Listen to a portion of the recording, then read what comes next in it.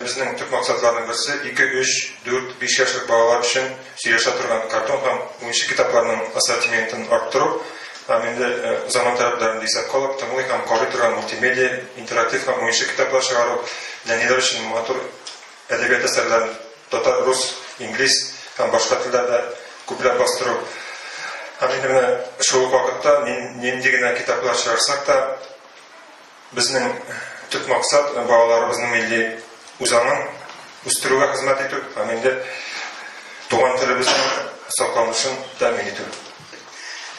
Men ozgina alifbo alıp, kichkina kitap alıp keldim. Mana alifbo, bir yana alifbo. O iki ravishda chiqarildi.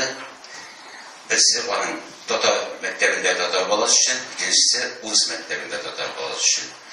Shunga ko'ra ular prinsipda yaqin bo'lsalarda, haligi boyagi bultirgi analizatsiyalarda ularning yo'nalishi adreslantirildi.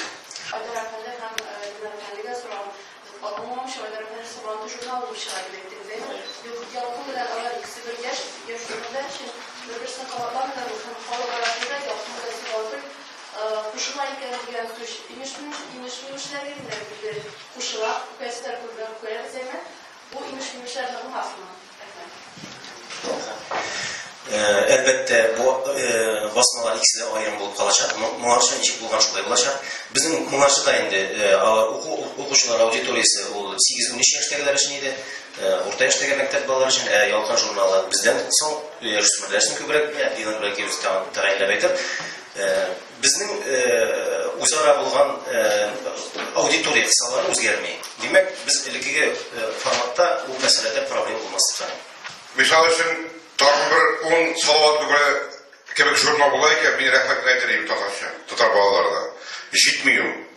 Chunki zavod tilashaymi, borib jiddiy, borib yurishib o'tirlishi, konkurensiyadan bilan birda qarab bilmayman. Yoluvchi olarak, millatparvar kishi olarak rahmat aytaylik.